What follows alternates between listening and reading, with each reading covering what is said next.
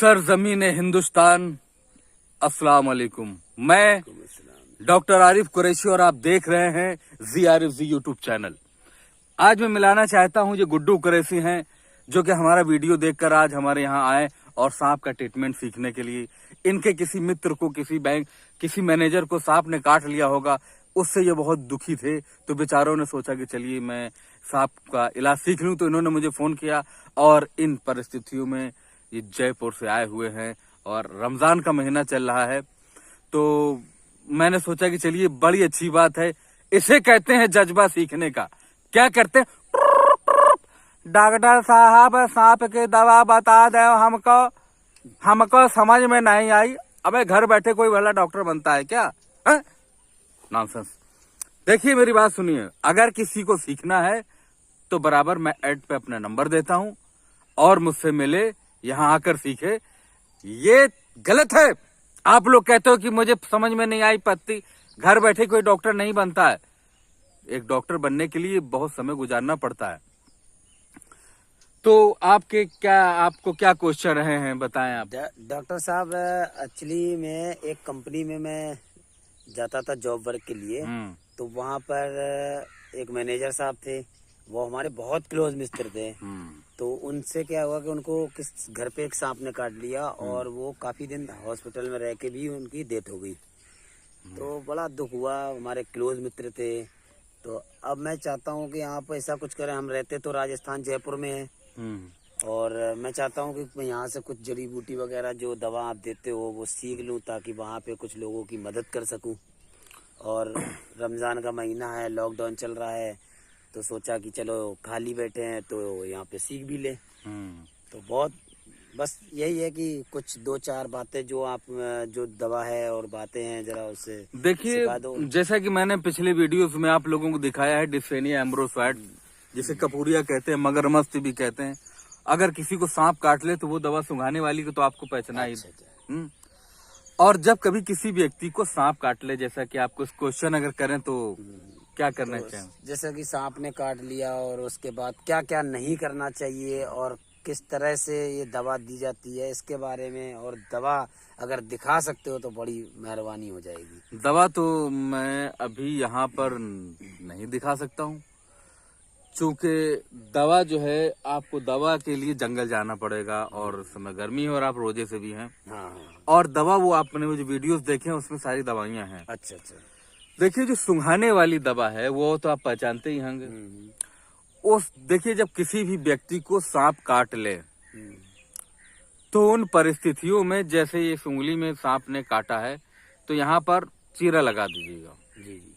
चीरा लगाने के बाद आप इसमें नमक भर दीजिएगा, पिसा हुआ नमक भरने के बाद इसको इस तरीके से करेंगे तो जो भी ब्लड में पॉइजन गया होगा, नमक उसको खींच लाएगा। दूसरी बात यह है कि अब आपको दूसरा प्रोसेस करना है, जो डिस्फेनिया एम्ब्रोसोइड, जो कपूरिया, जो मगरमच्छ है, उसे आपको दवा को वो खिलाना है। खिलाना नहीं, I'm sorry, कभी कभी डिस्टर्ब हो जाता हूँ। खिलाना नहीं है, उससे सुंघाना है। सपोज दैट ये दवा है और ये दवा को यूं मल करके जितना ज्यादा हो सके सुंघाइएगा। अगर से आपने सुंघाना शुरू की तो मेरे हिसाब से प्रथम अवस्था में ही आपको दवा खिलाने की आवश्यकता नहीं पड़ेगी। और कुछ आपका सवाल हो तो पूछिए। नहीं, बस यही है कि और बंद बांधने का कुछ था बंद। देखिए, बंद जो है, आपको अगर यहाँ पर स्नेक बाइट हुआ है तो आप यहाँ पर एक बंद बांध दीजिए, यहाँ पर बांध दीजिए, यहाँ पर बांध दीजिएगा। हालांकि तुम्हारे वीडियो हमने बहुत सारे देखे। तो आप हमारे और वीडियो देखते रहिएगा। और दूसरी बात ये भी मैं आपको बताऊं कि आपको जो मैंने पाताल मणि बताई है, पाताल मणि बताकर रखी सभी दर्शकों को, मेरे जो 3.5 लाख फॉलोवर्स हैं वो सभी लोग पाताल मणि अच्छी तरह जानते होंगे। तो पाताल मणि आपको लगभग 25 ग्राम लेनी है और 11 काली मिर्च लेनी है और अच्छे से पीस करके घी में उसको पिलाना है। घी को गुनगुना करके उस दवा को आपको पिलाते रहिएगा। 2 खुराक पिलाएंगे, ठीक हो जाएगा। अगर कभी पेशेंट बेहोश हो जाता है तो उन परिस्थितियों में हमने आप लोगों को एक कलिहारी का वीडियो डाला है।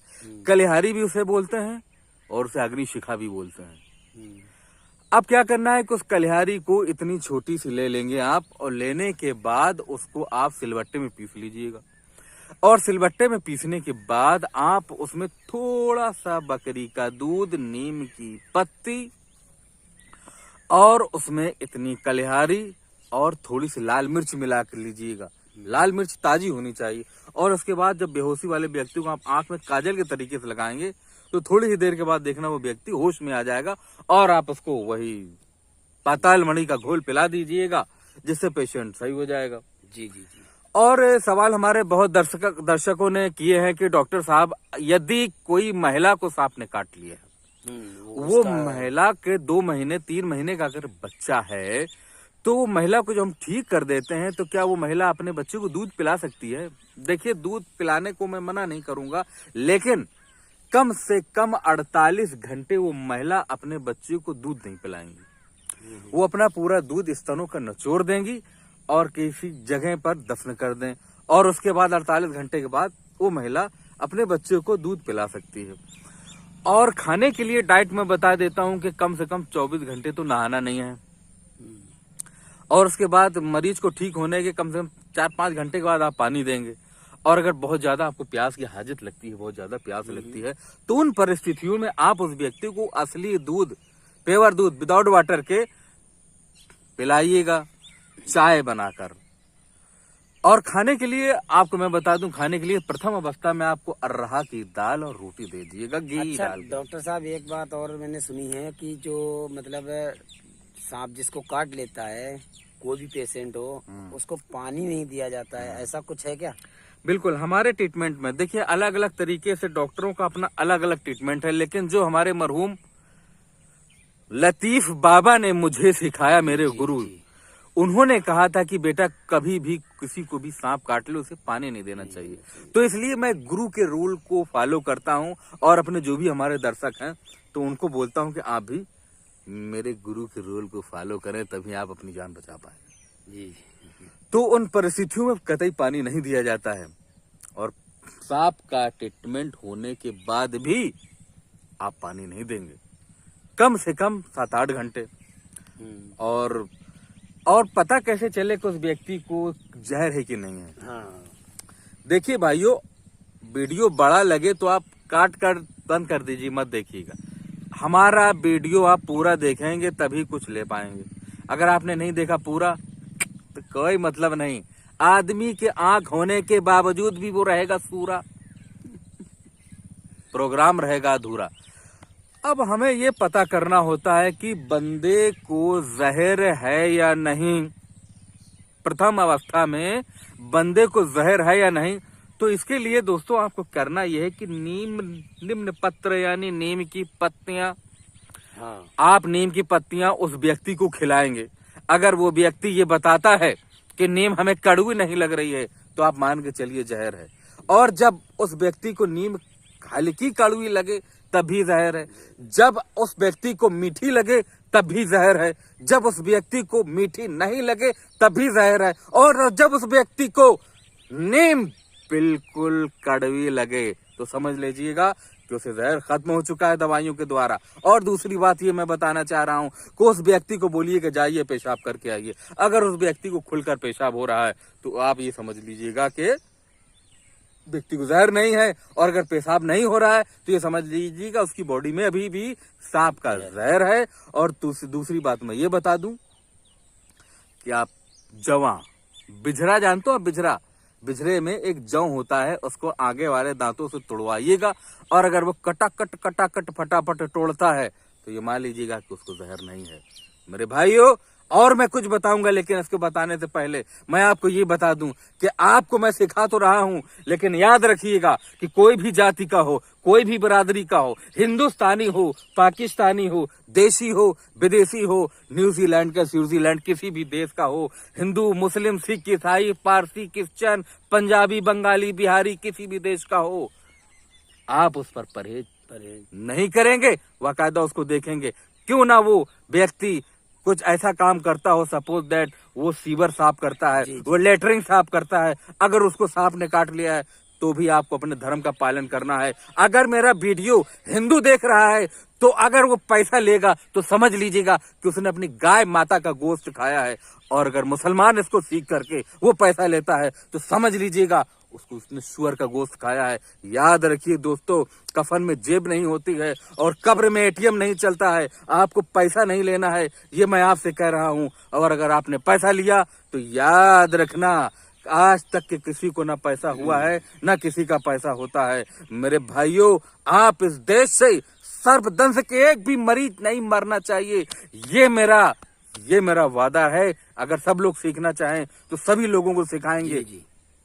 मैं ये चाहूंगा कि किसी माँ का लाल ना मर जाए, मैं ये चाहूंगा कि किसी भाई की कलाई सूनी ना हो, मैं नहीं चाहूंगा कि किसी बाप का बेटा ना मरे। मेरी आंखों में आंसू उस वक्त आ जाता है जब लोग फोन करते हैं कि डॉक्टर साहब मेरा बेटा मर गया। मुझे बड़ा दुख होता है, मेरा हृदय उस वक्त खून के आंसू रोता है। लेकिन मैं क्या कर सकता हूँ, मैंने 2-3 लोग बिहार के लोगों को सिखाया। आज ही फोन आया था कि एक व्यक्ति को सांप ने काट लिया और मैंने उस बिहार के व्यक्ति का मैंने नंबर दिया, उसने मरीज देखा ही नहीं, बोला तुम्हारा मरीज मर गया। ये गलत बात है, याद रखना। मरने के से पहले तुम्हारे कीड़े पड़ेंगे, बिल्कुल दिमाग में डाल लीजिएगा। आपको मरीज को देखना होगा। अगर आपकी सनद में मुर्दा है तो उसको छोड़ दीजिए। आप फोन से नहीं कह सकते कि वो मर गया या जिंदा है। आप कम से कम पेशेंट को बुलाइएगा। तो इस तरीके की चीज ठीक नहीं होती है। और दोस्तों, और कुछ पूछना चाहें तो पूछ सकते हैं आप। नहीं डॉक्टर साहब, ये जो मतलब यहाँ पे अभी आपके पास काफी पेशेंट आते जाते हैं, हम तो आपके पास इतनी दूर से आए सिर्फ चलना मतलब सीख के वहाँ पे लोगों की सेवा करना चाहते हैं। नहीं, बिल्कुल सेवा करिए, इसीलिए हम सिखा रहे हैं। तो अगर यहीं से क्वेश्चन खत्म होते हैं तो ठीक है, वरना मैं अपने दर्शकों को यही बात कहूंगा दोस्तों, याद रखना, न हिंदू बुरा है न मुसलमान बुरा है, और आ जाए बुराई पे तो इंसान बुरा है। अरे हिंदू की बात कर ना मुसलमान की बात कर, करना है बात तुझको लुच्चे तो हिंदुस्तान की बात कर। क्यों लड़ाई झगड़ा करने की बात करता है? जी, आजकल माहौल के हिसाब से देखा जाए तो बहुत कुछ हो रहा है देश के अंदर, तो बड़ा दुख होता है कि लोग हिंदू मुसलमान, एक बीमारी को भी हिंदू मुसलमान बना देते हैं। ये सब गलत है, ये सारी चीजें नहीं करनी है। और हमारा जो ये है मेरे भाइयों, मेरा एंटी वेनम, आज मैं पहला व्यक्ति है जो मुसलमान को सिखा रहा हूँ, क्योंकि ये जागरूक हैं इसलिए सीखने आए। जितने भी लोग आए सब मेरे पास हिंदू लोग आए हैं, मैंने उन्हें बड़े प्रेम से सिखाया और उनसे सौगंध ले ली कि आप किसी भी तरीके से किसी से 1 रुपया नहीं लेंगे, नहीं लेंगे, नहीं लेंगे। तो दोस्तों देखते रहिए ZRFC यूट्यूब चैनल, क्योंकि अभी बहुत कुछ बाकी है मेरे भाइयों।